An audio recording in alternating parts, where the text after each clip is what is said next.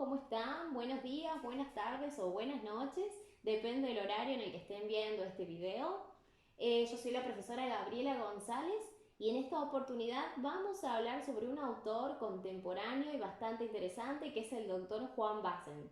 Él es especialista en psiquiatría infanto-juvenil, ex docente de la Universidad de Buenos Aires y ex residente y jefe de residentes del Hospital de Niños Gutiérrez. Hoy vamos a trabajar sobre el texto titulado La infancia entre el guardapolvo y la compu.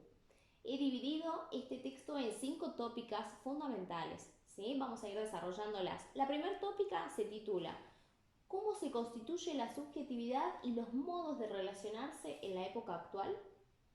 Bien, para poder empezar a desarrollar esta tópica, primero hay que tener en claro dos conceptos. Por una parte, el concepto de infancia y por otra, el concepto de subjetividad. Cuando hablamos de infancia, etimológicamente esta palabra proviene del latín infans, que significa aquel que no habla. ¿Sí? ¿A qué nos remite esta definición? Que este niño, descrito de esta manera, este infante, sí o sí va a tener que ser representado por alguien que pueda hablar por él. De ahí la importancia que tienen estos adultos significativos y a la vez estos adultos que forman parte de instituciones propias de la sociedad, qué importancia tienen a la hora de constituir la subjetividad del niño, de influir en su desarrollo, ¿sí? Cuando hablamos por otra parte de subjetividad, vamos a retomar el concepto de Fernando González Rey, que él define brevemente a la subjetividad como la forma ontológica de lo psíquico. Y para abordar este concepto es necesario tener en cuenta dos diferencias. ¿De qué hablamos cuando hablamos de óntico y de ontológico? Cuando hablamos de óntico hacemos referencia a la existencia en sí misma de las cosas, al ente, mientras que cuando hablamos de ontológico hacemos referencia al ser, es decir, aquellas interpretaciones que este sujeto haga de todo aquello con lo que se relacione. Estas interpretaciones van a variar de sujeto a sujeto, ¿sí? Por lo tanto no van a ser siempre las mismas, ¿sí? ¿Cuáles son las características de esta época actual y cómo impactan en esta constitución de la subjetividad? ¿Sí? Y hablamos de subjetividades diferentes de acuerdo a los sujetos con los que tratemos. No hablamos de una sola subjetividad y recordemos que esta subjetividad no es algo dado a priori, sino que es una construcción en donde se entrelazan tanto el mundo interno, es decir, lo intrapsíquico, con el mundo externo. En esta interrelación, entonces, decíamos, nos vamos a relacionar con el mundo externo. Por lo tanto, tenemos que saber cuáles son las características de este mundo externo. ¿Qué nos dice el autor? El autor dice que en el mundo, en la época actual, prevalecen sobre todo las nuevas tecnologías, los nuevos modos de comunicación. Y por lo tanto, estas nuevas tecnologías son las que van a las que van a mediar en la interrelación entre las personas. Y por lo tanto también se van a ver implicados los niños, ¿sí? Estos modos de relacionarse se van a modificar de acuerdo a este uso o no de las tecnologías. Y por lo tanto, ¿qué hay detrás de estas tecnologías? ¿Qué información nos transmiten? ¿Qué pueden adquirir de estas tecnologías? A partir de este punto no va a ser la misma subjetividad que la de un niño del siglo pasado, ¿sí? Esta subjetividad y este modo de procesamiento de la información va a variar de acuerdo al instrumento que use el niño para poder adquirir información y poder explorar este mundo externo, ¿sí? Entonces, en síntesis, este autor lo que va a proponer es que este modo de relacionarse es un modo de relación de consumo, de tipo consumista. ¿Por qué? Porque en la época actual prevalece mucho un concepto fundamental y es el concepto de mercado.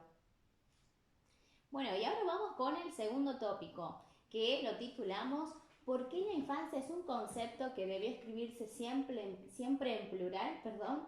La infancia va a ser una construcción sociohistórica, ¿sí? Por lo tanto va a depender del contexto cómo éste vaya a armar un concepto de infante, ¿bien? En la actualidad, las instituciones que atraviesan esta subjetividad del niño no van a ser las mismas ni van a tener el mismo poder y alcance que las de antes, ¿sí? ¿De qué hablamos? Hablamos de que antes instituciones como la familia, el Estado, la iglesia y la escuela influían de manera directa en esta constitución subjetiva del niño y además tenían un poder simbólico mucho mayor que el que tienen actualmente, ¿sí? Anteriormente hablábamos de un concepto fundamental que era mercado y cómo este había influido en los modos de relacionarse de las personas, por lo tanto, en el modo de definir a estas personas, ¿sí? Hoy en día, de acuerdo a lo que consumamos, de acuerdo a estas transacciones que tengamos unos con otros, vamos a ser catalogados de una o de otra manera. Lo mismo pasa con el concepto de infante, lo mismo pasa con la infancia, ¿sí? Hoy ya no es definida desde una, dos o tres instituciones básicas, sino desde muchas otras instituciones. Y en especial, ¿por qué? Porque este niño va a estar en contacto con otras nuevas tecnologías, con otros grupos sociales que no son los mismos y no se instituyen de la misma forma que antes. Por ende, hoy podemos hablar de niños que son catalogados como hijos de marca, de determinadas marcas, hijos de determinados discursos, hijos de determinadas transacciones, ¿sí? Entonces es realmente grande el impacto que ha tenido en el desarrollo y en la constitución subjetiva de un niño, de un ser humano, todas estas nuevas tecnologías y estos nuevos modos de aprender y de adquirir información. Ahora vamos con la tópica número 3, que la titulamos ¿Cómo es que el mercado ha ido desarrollando un deseo de pertenencia al mismo? Bien, con respecto a esto, Juan Bassen, ¿qué nos dice? Al haberse modificado tanto las relaciones interpersonales, se modifica necesariamente este sentido o este deseo de pertenencia.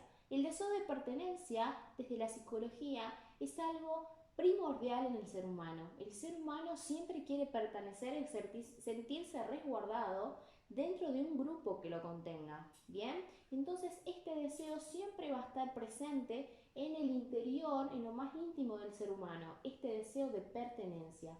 ¿Qué pasa entonces con este deseo de pertenencia, con las características que tenemos en el contexto actual? Este deseo de pertenencia se ve netamente relacionado con este mundo mercantil, con pertenecer a determinados grupos sociales que consumen determinado tipo de cosas, ¿sí? Como habíamos dicho anteriormente, de acuerdo al tipo de objeto que consumamos, de acuerdo al tipo de transacciones que realicemos, seremos catalogados como determinado tipo de personas, ¿sí? Vamos a ser categorizados en diferentes tipos de grupos de acuerdo a aquello que consumamos, ¿sí?